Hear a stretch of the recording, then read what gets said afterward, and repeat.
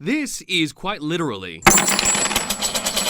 the money shot. Coins minted in Carson City during the fledgling years of our state. Treasures to historians and mega valuable to collectors. That coin is worth about $3,500. Rusty Go of Southgate Coins has made a life of piecing together coin collections from Carson City. Coins that originated here at the Mint during the peak of the silver boom. Silver from the famous Comstock Lode came from this coin press inside the Carson City Mint with the mark of CC. The history rich. The coins are part of our history, and especially here in Nevada with the Carson City Mint being such a prominent monument of success in Nevada's history. History not honored by crooks who are now perfecting the art of copying the CC coins, threatening to decimate not only the coin industry but also the legacy of Nevada's treasured mint. Anybody can go online right now and Google in fake Chinese Carson City coins, corrupting the whole nature of how these coins came in existence and everything. Nevada historians point the finger squarely at this man. His name is Jing Washui. Jin Washui, a Chinese citizen blamed for flooding the U.S. market with fake Carson City coins. They actually produce dies that look like the original dies that the U.S. Mint used, and they have hundreds and thousands of these. He doesn't feel as if he's doing anything wrong. He'll sell you the whole set, all fake, for $169. A $169 set, by the way, if it were real, would be worth hundreds of thousands of dollars. eBay thick with such coins, and victim stories are adding up. Some person back in the Midwest bought this coin off of eBay for about $4,000. And the coin would have been worth like $12,000 if it was real. Problem with it was fake. Some counterfeits threaten to wipe out entire life savings for a buyer. This coin? If this was a real coin, this would be worth about $4 million. A $4 million fake. Reason why Nevada coin sellers and historians are sounding the alarm and rallying lawmakers to protect consumers, to say nothing of protecting Nevada's state history. Lectures open on the left. Send a trauma panel and type in cross for 6. Who comes through the doors of this emergency room? Some of the most challenging, bizarre, and yes, life-threatening cases. At least that's what they show on TV in the new NBC summer drama, The Night Shift. At UMC, the real hospital workers say what they find in their ER is even more crucial. No actors, real lives, and real lessons for those who want to be doctors. So I went down to trauma, and there was a patient that had cut off his 4 fingers. So they were completely off, and they were in a bucket of ice.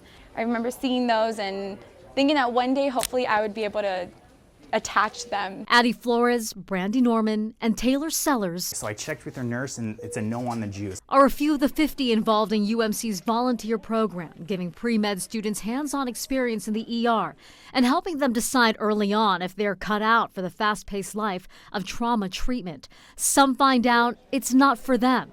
Watching them along the way, Dr. Devin Moore. I would have loved to have experience like that. I didn't.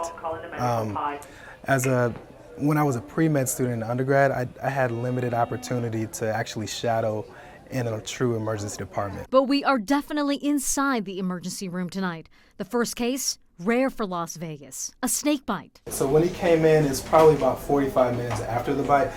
The problem is, most of the time we don't know exactly what type of snake it was. If we knew what type of snake it was, we would know exactly how to manage it without any questions. Really the only way to get that information is to either bring the snake in alive or dead. When he got red, is there a certain color change? Red is the usual color. If you see a different color, you have to worry about more, like a brown or a darker black color. Next, another medical mystery. So where we have a healthy adult male that should have a hemoglobin above 12, his is around 5.5. So we'll give him a couple of units right now to help to bring those blood levels up so that he'll feel better. Down the hall, a woman with a case that momentarily stumped Dr. Moore. There's some fluid in here, but there is no sign of a developed fetus. Instead, an ultrasound showed something in her fallopian tube. Individuals who have had a tubal pregnancy or an ectopic pregnancy in the past are at higher risk of developing another one if they get pregnant again. All this happening within a few hours. Code blue, coronary care unit.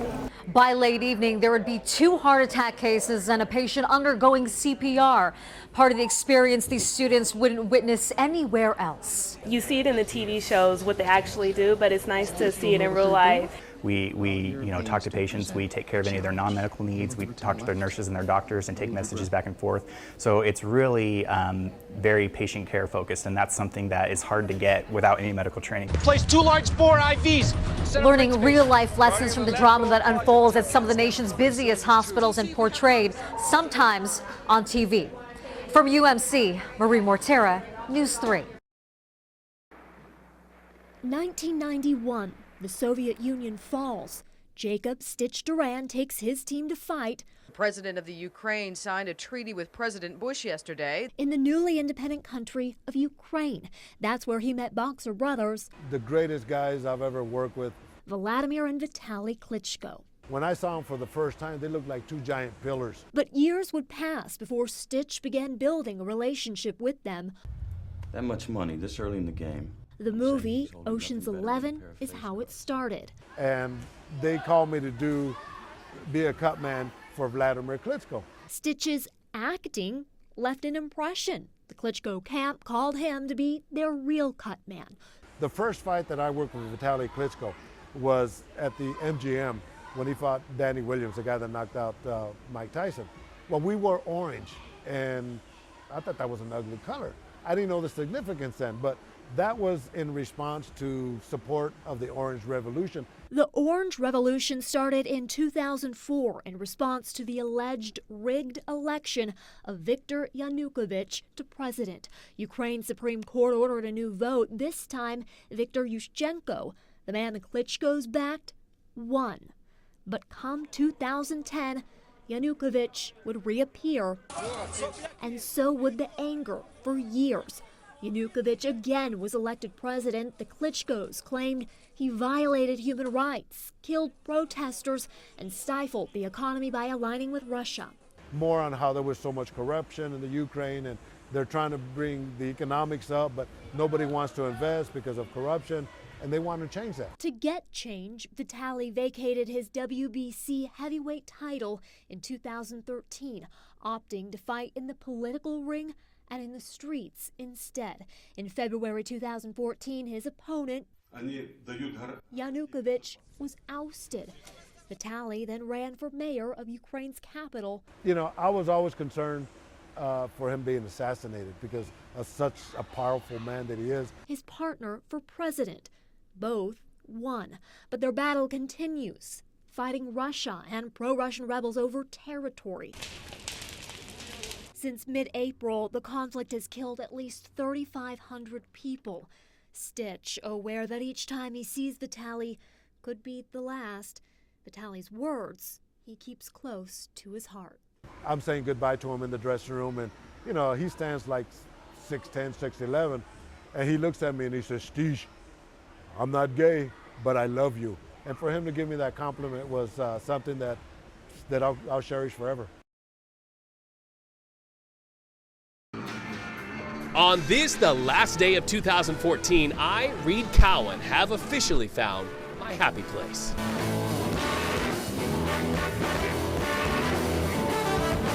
Rocking music, ripping pins, and food. Lots and lots of the best foodie food on the Las Vegas Strip. People love the bowl, they love music, and they love to eat. Put all three together and you've got the best of all worlds. That is Chef Dermot Driscoll, stolen away from a big title with the House of Blues corporate set. Brooklyn Bowl's first hire, in fact, and when you taste his cooking, you immediately get why. My eyes meeting the back of my head, eating fresh berry sundaes, delish knish, gravy french fries, homemade sausage pizza, and the chicken. A dish for which there are simply no words. Just pause, in fact, to soak it all in. All of the food magic starts here, the cleanest kitchen I have ever seen. I mean, even your shoes are clean. Not many chefs get to wear Chuck Taylors as their work shoes. You're just cool. Cool because everything is homemade at Brooklyn Bowl. Dressing, sauces, mayonnaises. Serving homemade to 1,400 people on New Year's Eve? No problem, they say. All in a day's work for Brooklyn Bowl, where they want you to leave full. full and fun, where here characters abound, like this guy. Sexy Johnny Flamethrower. Sexy Johnny Flamethrower. That's what my mom named me. Meet Sexy Johnny Flamethrower, who helped me learn his Brooklyn Bowl Carnival Barker skills to maybe help me to hone in on my 2015 goals. In 2015, Yes. I want to, have more personality. You want to have more personality. You know, I feel like I'm a little dry. I've been in your Train corner. me to be a Johnny Flamethrower? If you want to be a sexy Johnny Flamethrower, what you first... a sexy Johnny Yeah, the sexy is important. So you got to That's first the put upgrade. you got to put that on the front of your name. Instead of like Doctor or Mister, sexy first.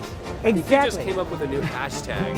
That's it. Is Hashtag sexy. Hashtag sexy. And then your name. You're really going to make sure you got your voice warmed up, My diaphragm. your diaphragm warmed up. You just got to assess your crowd. You're too good looking. You're too good looking. That's right. The Brooklyn Bowl says you're too good looking. This guy says you're too good looking. Hi. That's good. Solid diaphragm. There we go. Mission accomplished. Food, bowling, music, and my new hashtag. Got it. Sexy first. Sexy first. That'll be 25 cents. Sexy first. Banana split. That's right.